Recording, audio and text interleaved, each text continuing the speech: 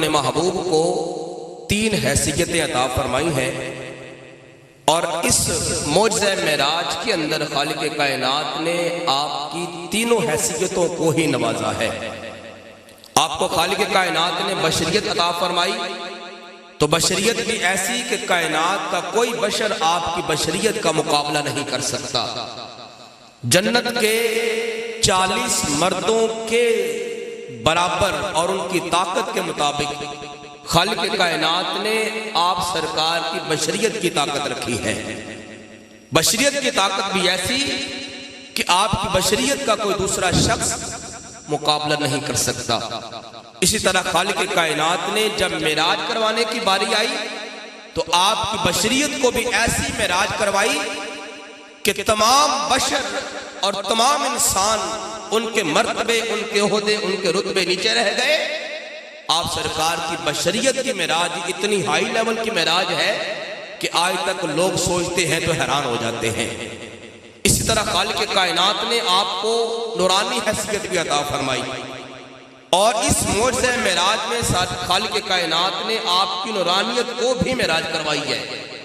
جبریل بھی نوری مخلوق ہے، اسرافیل بھی نوری مخلوق ہے، جنت کے اندر نور ہی نور ہے، 7واں آسمان کے پردے بھی نور کے ہیں، یہ سدرۃ المنتہا بھی نور ہے، عرش کے پردے بھی نور ہیں۔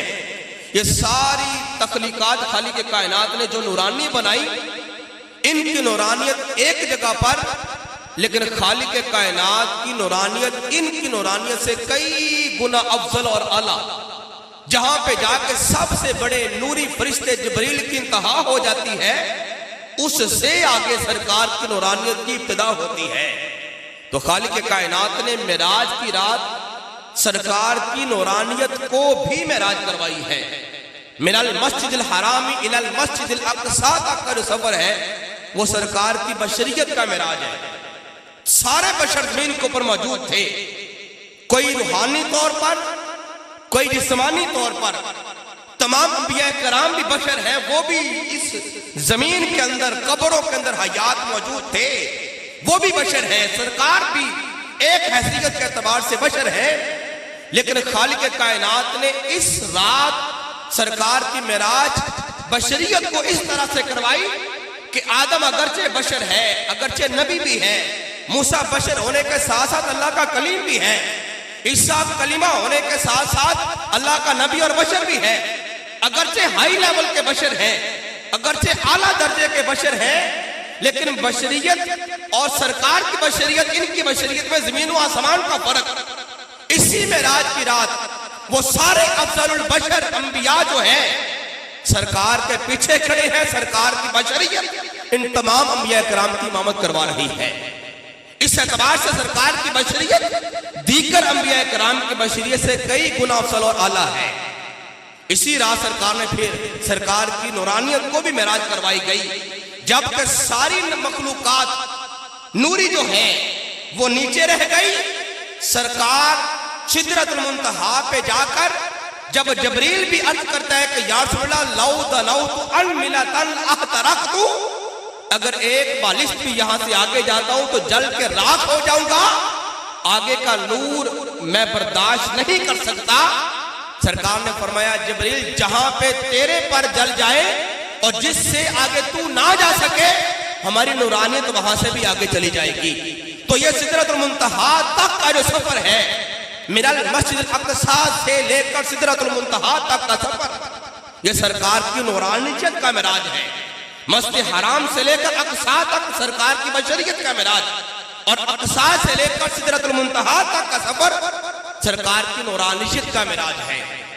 جب عین عرش کے پردوں کے پاس پہنچے اور جب وہاں پہ جا کے رف رف کی بھی انتہا ہو گئی، اس نے بھی معذرت کر لی کہ یا رسول اللہ آگے کا سفر بڑا ہائی پاور نور بھی ہے اور بڑا لمبا سفر ہے، تو میں رف رف اگرچہ براق سے 7 گنا زیادہ تیز رفتار ہوں، لیکن حضور میں اس سے آگے کا سفر نہیں کر سکتا، اب آگے آپ جانے، آپ کا خدا جانے۔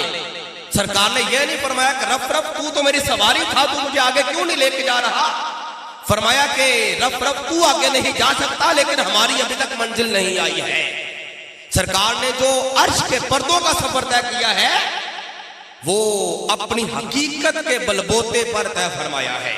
شیخ سعدی نے بڑا خوبصورت جملہ بولا تھا، فرماتے بالغل اولا بکمالہ کشفت جا بجمالہ، خالق کائنات کے عرش کے پردوں کا سفر جو معراج کی رات والی کائنات نے طے فرمایا، نہ تو سرکار کی بشریت کے یہ بلبوتے پہ طے ہوا، نہ تو سرکار کی نورانیت کے تقاضے اس عروج پر تھے کہ وہ سفر طے کر سکتے۔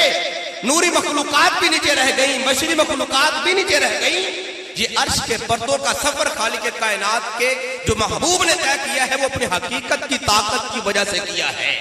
وہ حقیقت مصطفیٰ جس کے بارے میں سرکار فرماتے ہیں کہ اے صدیق لا یعلم حقیقتی الا اللہ، میرے رب کے سوا جانتا ہی نہیں کہ میں محمد کیا ہوں۔ تو حضرات ذوالفقار، یہ سرکار کی تیسری جو حیثیت ہے وہ حقیقت محمدیہ۔